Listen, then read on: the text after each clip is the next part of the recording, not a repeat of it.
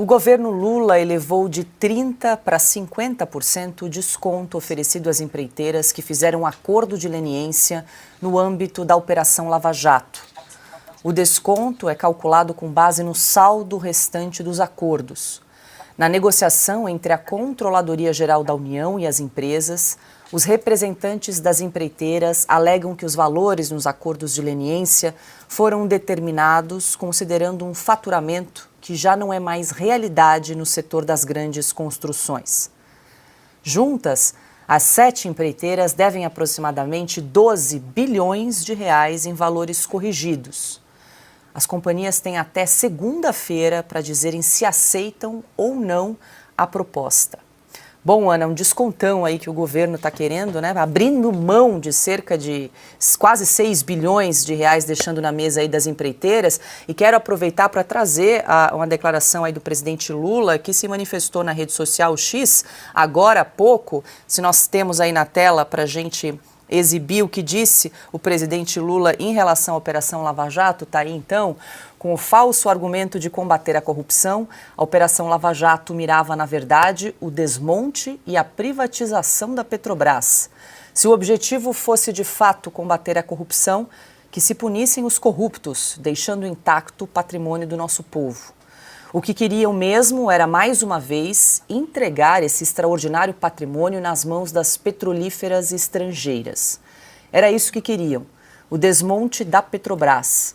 Os estragos foram muitos em todo o ecossistema da produção de petróleo. Fatiaram a Petrobras, venderam refinarias e ativos importantes, a exemplo da BR Distribuidora. E mesmo assim não conseguiram destruí-la. Jamais conseguirão. Está aí a declaração do presidente Lula, foi publicada às 6h10 da tarde do dia de hoje, Ana. É a tentativa de reescrever a história mais uma vez, né? Já vimos isso tantas vezes. Não apenas isso, Paula, mas você vê que, né, pela maneira, pelas digitais desse texto aí, é assessoria militante, né? Não passarão, jamais conseguirão. Só senti falta ali, né? Estava esperando o imperialismo estadunidense, os Yankees, estava só esperando a naftalina completa. Né? O que ele não menciona nesse tweet aí, né, nesse post na Rede X, é que o Departamento de Justiça dos Estados Unidos, os imperialistas dos Yankees, eles têm um acordo exatamente com essas empreiteiras de quase 5 B de bola, 5 bilhões de dólares dentro da Operação Car Wash, como é chamada aqui, a Lava Jato. Inclusive, esse nome, Car Wash, está nos acordos de leniência e nos acordos de colaboração e na confissão ali de culpa assinada das empreiteiras, assinada com o Departamento de Justiça dos Estados Unidos.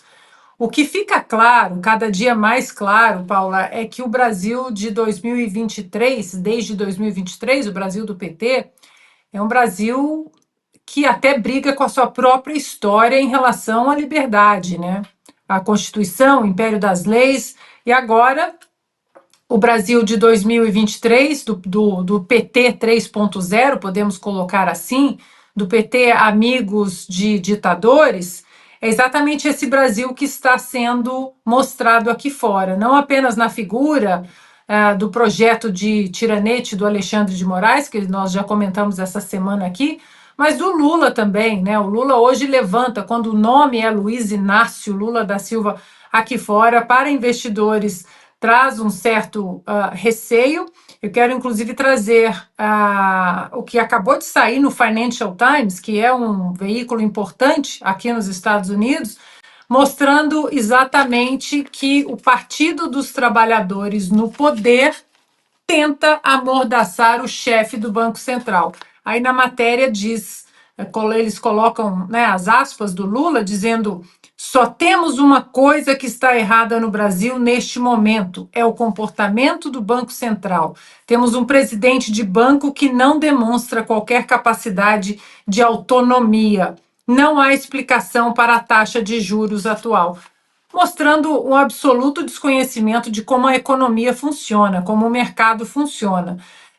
Então, esse é o Brasil que está sendo retratado aqui fora. O Brasil que luta contra um presidente de um banco central, sim, autônomo, e que entende as regras do mercado e que pede mais liberdade econômica, não menos. Um Brasil contra a operação que deu um banho de justiça, não apenas para os brasileiros, mas para os americanos, que foram enganados aqui também, e que aqui, sob o império das leis, eles conseguiram o seu dinheiro de volta nesse acordo de quase 5 bilhões de dólares com o Departamento de Justiça dos Estados Unidos.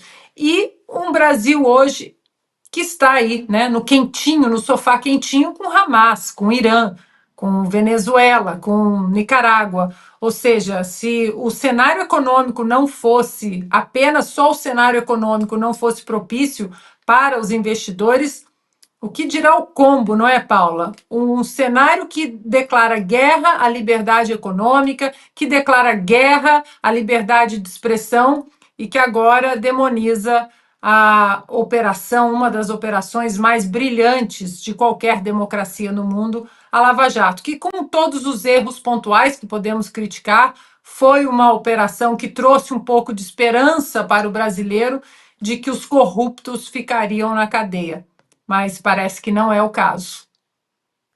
Silvio, esse descontão aí de 50% foi oferecido numa reunião ontem entre a Controladoria Geral da República, a Advocacia Geral da União, chefiada pelo Jorge Messias, e as empreiteiras. E aqui quero trazer o nome dessas empreiteiras envolvidas: OAS, Engevix, UTC, Camargo, Andrade, Novo Honor, Ex-Odebrecht e também a Braskem. O cartel do Petrolão. Esse é o cartel do que ficou conhecido como Petrolão ao longo da história. A UTC, por exemplo, que você cita, era presidida por um senhor chamado Ricardo Pessoa, que foi uma espécie de líder desse cartel de empreiteiras, segundo delações premiadas. O próprio Pedro Barusco, aquele sujeito de terceiro escalão, que quando foi preso devolveu milhões de reais praticamente sem ninguém pedir, ele dizia que o Ricardo Pessoa era o líder desse cartel. E o Ricardo Pessoa foi o primeiro a assinar o acordo de delação premiada, tanto que ele foi liberado para visitar filiais, para visitar o pai dele no Nordeste, por conta também de um acordo de compliance na época. Ele foi preso, aquela que viria a ser a 7ª fase da Operação Lava Jato, logo no começo. Mas isso para citar um. Nós estamos falando da Odebrecht, nós estamos falando da Camargo Correia, e existe esse discurso que é sim, aí vamos voltar lá para o começo do nosso programa, uma narrativa, aquele papo de ressignificar ideias, desconstruir. Pois bem, isso é uma grande narrativa para dizer que essas empresas quebraram, que a Lava Jato prejudicou empregos. Nós ouvimos isso durante a campanha de 2022 inteira. É uma mentira, inclusive porque essas empresas, a maioria delas, fez negócios de venda. Olha, a Odebrecht, por exemplo, 70% foi vendida para Brookfield, da parte ambiental, por quase 3 bilhões de reais, salvo engano.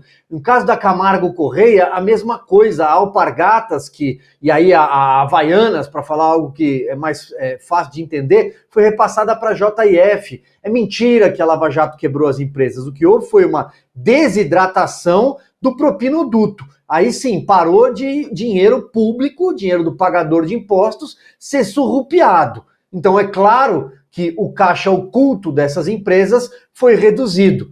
Então é uma grande desconstrução que a gente acompanha. Perdoar multas agora é só parte do jogo, porque o Toffoli já fez o serviço, na verdade. O ministro Dias Toffoli fez aquilo que já é um perdão para as grandes empreiteiras, quando liberou o acesso à operação spoofing, a Vaza Jato, aquelas supostas conversas, e aí é um dos raros casos em que eu uso o termo supostas, porque não foram periciadas, não teve direito de defesa entre os procuradores e o então juiz Sérgio Moro, porque mandou destruir os HDs, os terabytes do Departamento de Obras Estruturadas, leia-se, propina, da Odebrecht na Suíça. Toffoli já fez esse trabalho. E finalizo lembrando que o ministro da Controladoria Geral da União não era sócio de um escritório de advocacia que atuou para a Odebrecht? Pode isso? Ah, bom, mas o ministro da Justiça era ministro do Supremo Tribunal Federal e também teve tempo para advogar para a JBS, então acho que está tudo liberado.